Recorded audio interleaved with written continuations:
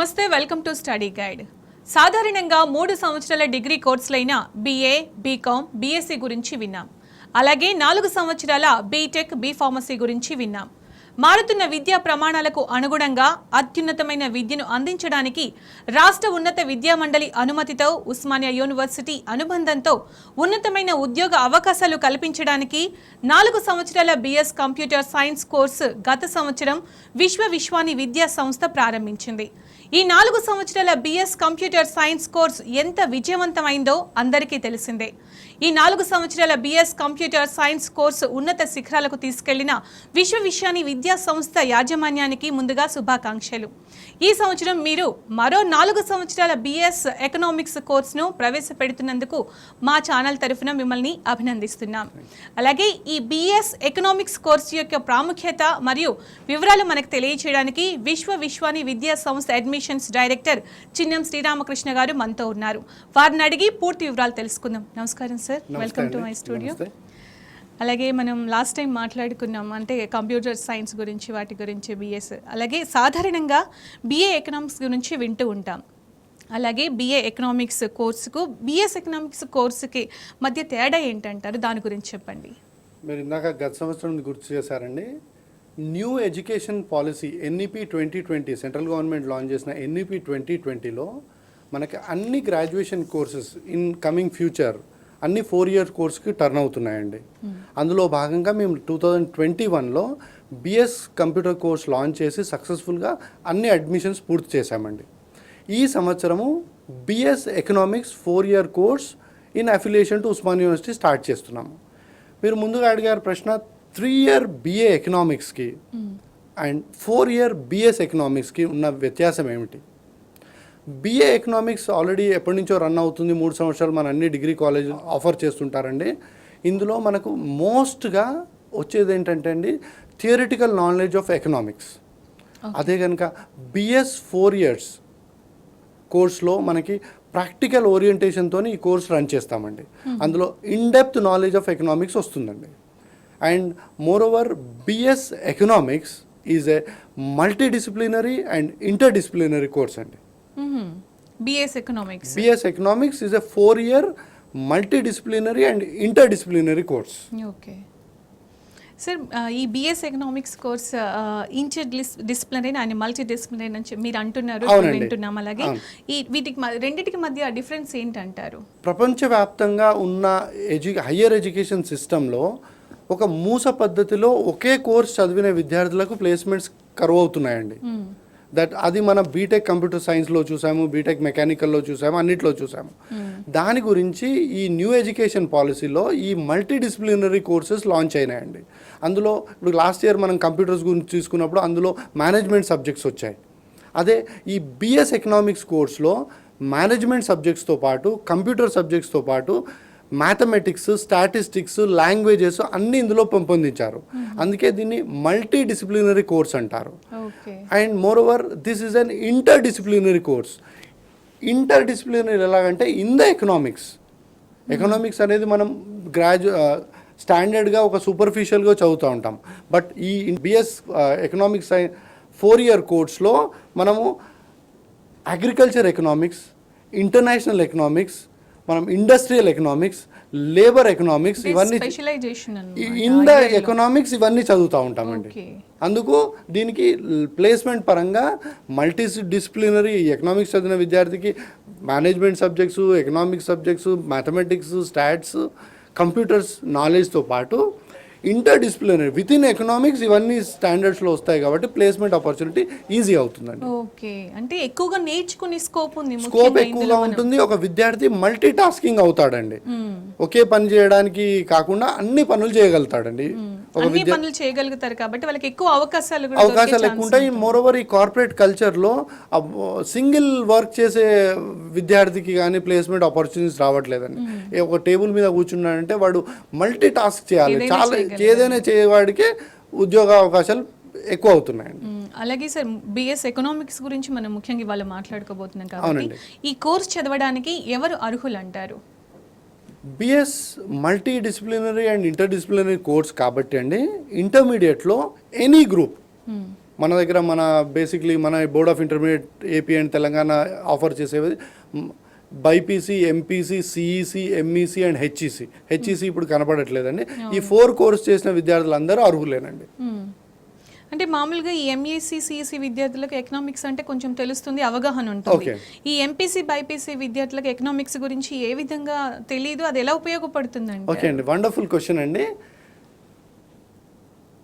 గత ఒక 20-30 ఏళ్ళ నుంచి చూస్తూ ఉంటే కూడా మనము ఒక ఎంపీసీ చేసిన విద్యార్థి ఇంజనీరింగే చేయాలి, ఒక బైపీసీ చేసిన విద్యార్థి మెడిసినే చేయాలి, కామర్స్ చదివిన వాడు సిఏకి వెళ్ళాలి అనే మూస పద్ధతిలో పోతున్నాం, అదే ఫాలో అవుతున్నాం. అది రాని పక్షంలో వాట్ నెక్స్ట్? అండ్ ఇంకొకటి ఇంటర్మీడియట్లో చూస్ చేసుకునేటప్పుడు విద్యార్థి పొటెన్షియల్ కాకుండా, విద్యార్థి కెపబిలిటీస్ కాకుండా మదర్ ఫాదర్ ఇన్ఫ్లుయెన్స్తో వాళ్ళు కోర్స్ చూస్ చేసుకుంటున్నారండి. If they are not even interested in an engineering field, not even interested in medicine field, వాళ్ళకి అందులో తోసేస్తున్నాం మనం. బట్ ఈ నూతన విద్యా ప్రమాణాలతోని మనకు ఈ ట్రాక్ గైడ్ చేయడానికి ఎక్కడ ఉండకపోయేదండి. బట్ ఈ న్యూ ఎడ్యుకేషన్ పాలసీలో ఒక బైపీసీ విద్యార్థి కూడా ఈ కెన్ కమ్ టు ఎకనామిక్స్, ఒక ఎంపీసీ విద్యార్థి కూడా ఈ కెన్ ఎకనామిక్స్. అయితే మీరు ఇంకో నెక్స్ట్ క్వశ్చన్ అడగవచ్చండి, మీరు ఎలాగా వీళ్ళని కోర్సులో ముందుకు తీసుకెళ్తారు? ఆల్రెడీ ఇంటర్మీడియట్లో ఎకనామిక్స్ ఉండదు, అందుకొరకు వీళ్ళకి 10th బేసిస్ నుంచి వాట్ ఈజ్ ఎకనామిక్స్ అంటే ఏంది అక్కడి నుంచి స్టార్ట్ చేసుకుంటూ వెళ్ళి వీళ్ళను ట్రాక్లో బ్రిడ్జ్ కోర్స్ పరంగా తీసుకొస్తాం. స్పెషల్ క్లాసెస్ అరేంజ్ చేస్తారంటే బ్రిడ్జ్ కోర్స్ ఎనీ ప్రోగ్రామ్ అండి. ఇప్పుడు ఫర్ ఎగ్జాంపుల్ మేము ఎంబీఏ కోర్స్ రన్ చేస్తాము. ఎంబీఏలో బీటెక్ వాడు వస్తాడు, బీఎస్సీ వాడు వస్తాడు, బీకామ్ వాడు వస్తాడు, బీఎస్సీ నర్సింగ్ అమ్మాయి వస్తుంది, బీఎస్సీ హోటల్ మేనేజ్మెంట్ వాడు వస్తాడు. వీళ్ళందరినీ ఎంబీఏ ఎలా ట్రీట్ చేస్తున్నామండి? We take them into bridge course. Graduation తర్వాత ఎట్లయితే బ్రిడ్జ్ కోర్స్ తీసుకెళ్తామో, ఈ ఇంటర్మీడియట్ పిల్లల్ని కూడా ఫస్ట్ 45 days ఒక బ్రిడ్జ్ కోర్స్లో తీసుకెళ్తాము. సో వాళ్ళకి అన్ని న్యూయాన్సెస్, ఇప్పుడు ఈ బిఎస్ ఎకనామిక్స్లో ఉన్న ఏవేవైతే ఫీల్డ్స్ ఉన్నాయో, మ్యాథమెటిక్స్ ఉంది, బేసిక్ మ్యాథమెటిక్స్, కంప్యూటర్స్ ఉంది, economics it's a core area, వీళ్ళన్నిట్లో వాళ్ళకి సూపర్ఫిషియల్గా అన్ని టచ్ చేసినాకనే వాళ్ళని ఎకనామిక్స్ లోపల తీసుకెళ్తామండి. ఓకే, అంటే అందరు నార్మల్ చైల్డ్తో పాటు వీళ్ళు anybody can pursue BS economics, which ఇంటర్మీడియట్లో ఏ స్ట్రీమ్ చేసిన వాళ్ళు కూడా బిఎస్ ఎకనామిక్స్ అర్హులండి. ఓకే, అలాగే ఇంత వైవిధ్యం భరితమైన ఈ బిఎస్ ఎకనామిక్స్ కోర్స్ గురించి ఫస్ట్ టైం అయితే నేను ఇక్కడ వింటున్నాను. అవునండి. సో భారతదేశంలో ఏ విద్యా సంస్థలు ఆఫర్ చేస్తున్నాయి సార్? బిఎస్ కోర్సెస్ అండి, 4 years కోర్సెస్ మనకు ఆల్రెడీ ఐఐటి కాన్పూర్లో ఉందండి, ఐఐటి ముంబైలో ఉందండి, IISER Indian institute of science education and research, IISERs అంటారు, మన దగ్గర తిరుపతిలో కూడా ఉందండి. అట్లాంటి ఐసర్ అయినా భోపాల్లో ఉందండి. సో ఇప్పుడు 3 institutions BS economics course already run చేస్తున్నాయండి. ఉస్మాన్ యూనివర్సిటీ మనకి దీన్ని కొత్తగా తీసుకొచ్చారు. గత 10 సంవత్సరాలు మన దగ్గర ఫస్ట్ టైం విశ్వవిద్యాలయం ద్వారా ఉస్మాన్ యూనివర్సిటీ వాళ్ళు లాంచ్ చేస్తున్నారండి. ఉస్మాన్ యూనివర్సిటీ వాళ్ళు లాస్ట్ ఇయర్ మాకు కంప్యూటర్స్తో అవకాశం ఇచ్చారు, ఈ సంవత్సరం ఎకనామిక్స్తో అవకాశం ఇచ్చారు. స్టూడెంట్స్కి ఒక మంచి ఆపర్చునిటీ మీరు కల్పిస్తున్నారు. అవునండి. So IISER Bhopal, IIT Kanpur and IIT ముంబైలో ఇది ఆల్రెడీ 10 సంవత్సరాల నుంచి రన్ అవుతుందండి. ముఖ్యంగా ఈ ఎకనామిక్స్ అంటే కొంతమందికి తెలియకపోవచ్చు. అంటే ఇప్పుడు మీరందరూ ఇంతకుముందు ఈ గ్రూప్స్ తీసుకుంటేనే ఫ్యూచర్ బాగుంటుంది, బైపీసీనే బాగుంటుంది, ఎంపీసీనే బాగుంటుంది అనే ఒక థాట్లో మనం వెళ్తూ ఉన్నాం. సో అలా కాకుండా ఈ ఎకనామిక్స్ అంటే ఏంటి, దీన్ని తీసుకోవడం వల్ల ఈ కోర్స్ ఎలా ఉపయోగపడుతుంది, దీని గురించి ఒకసారి వివరించండి. ఓకే అండి, జనరల్గా మనం ఎకనామిక్స్ అంటే ఆర్థిక శాస్త్రం అండి. ఇప్పుడు మనకి రిసోర్సెస్, మనం ఏమంటే వనరులు అంటాము. అవును, ఏ వనరు అయినా స్కేర్సిటీ ఉంటుందండి.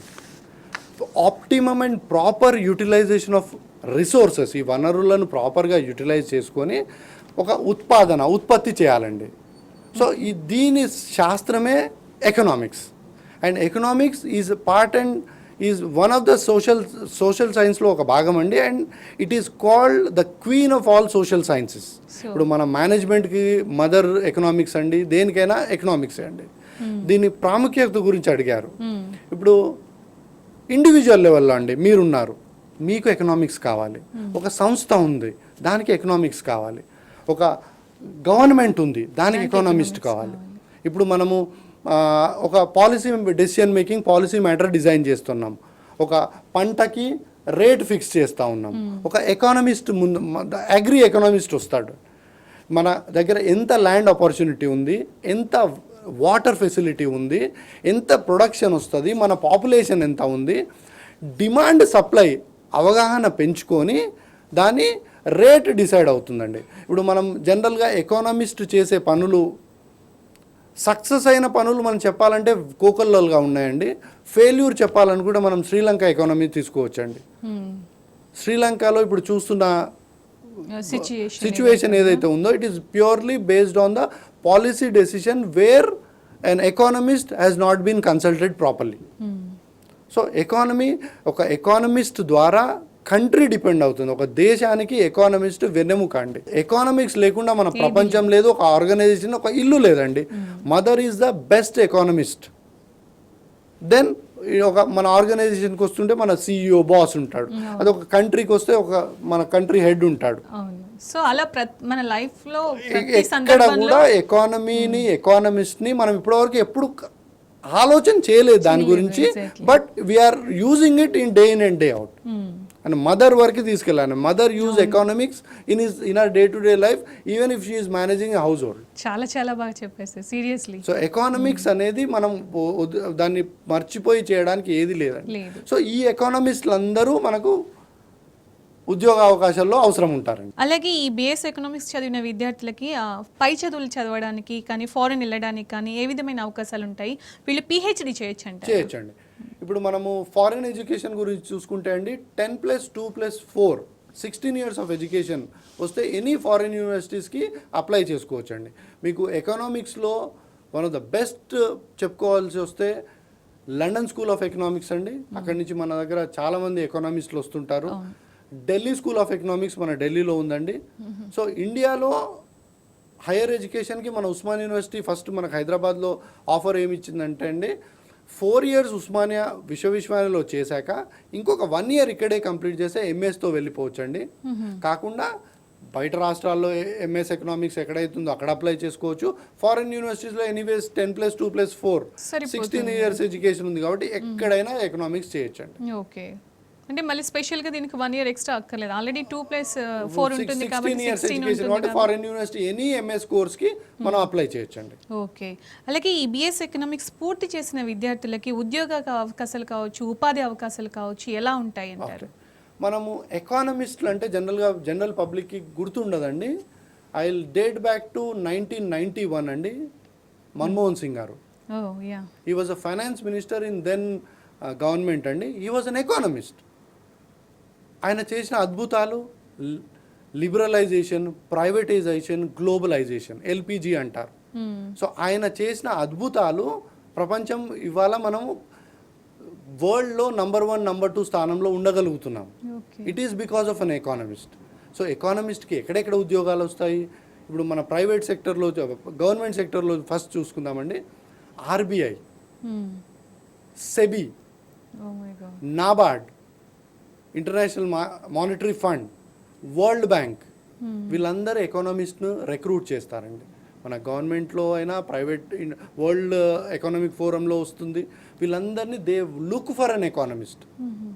ఇప్పుడు వీళ్ళందరికీ ఇప్పుడు కొన్ని విద్యా సంస్థలు ఆల్ ఓవర్ ఇండియా IITలు, మన ఐసర్లు ఇస్తున్నారు కాబట్టి వాళ్ళ నుంచి తీసుకుంటున్నారు.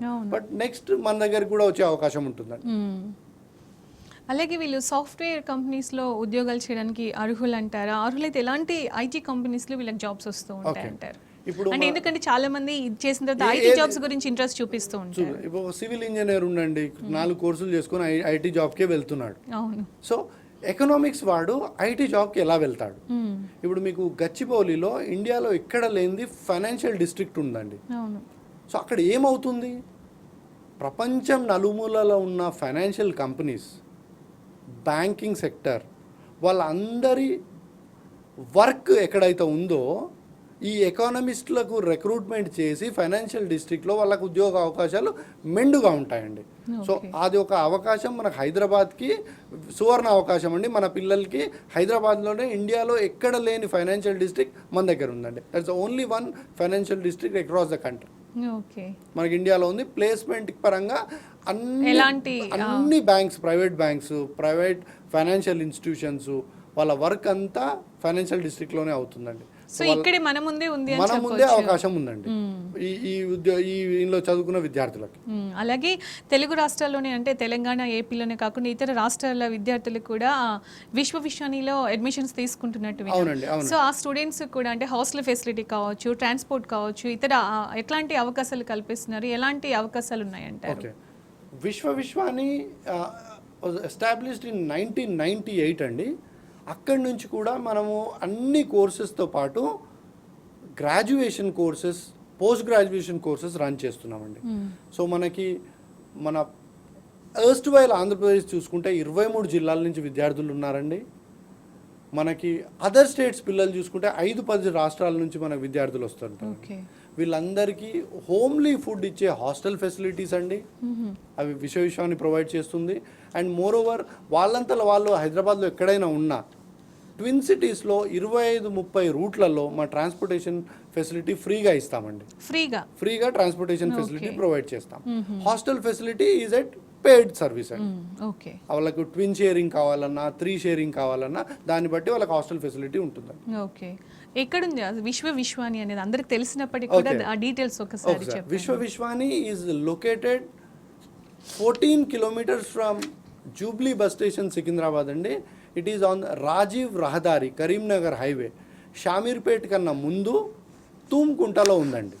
Okay, so it's 14 kilometers from Jubilee bus station Secunderabad. అంటే ఎక్కడి నుంచి వచ్చిన ప్రాబ్లం అయితే ఉంది, ట్రాన్స్పోర్ట్ కి అయితే ఎలాంటి ట్రాన్స్పోర్టేషన్ అయ్యి 25 నుంచి 30 రూట్స్ ఉన్నాయండి ట్విన్ సిటీస్ లో.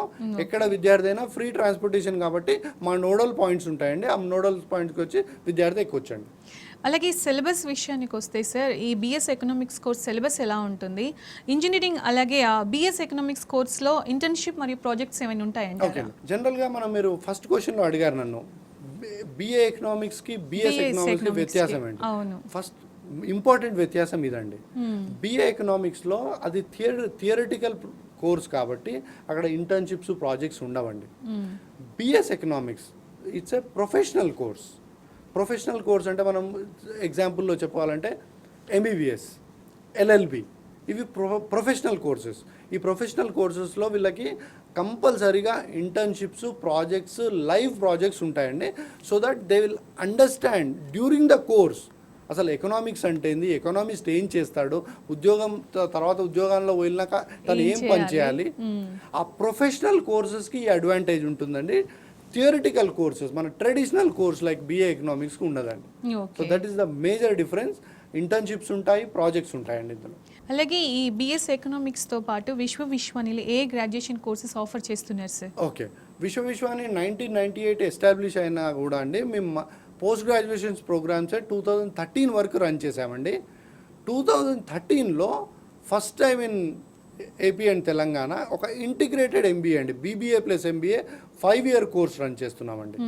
సో 2013 నుంచి గ్రాడ్యుయేషన్ స్ట్రీమ్లో బీబీఏ ప్లస్ ఎంబీఏ తీసుకొచ్చాము. 2021లో BS and MS in computer science.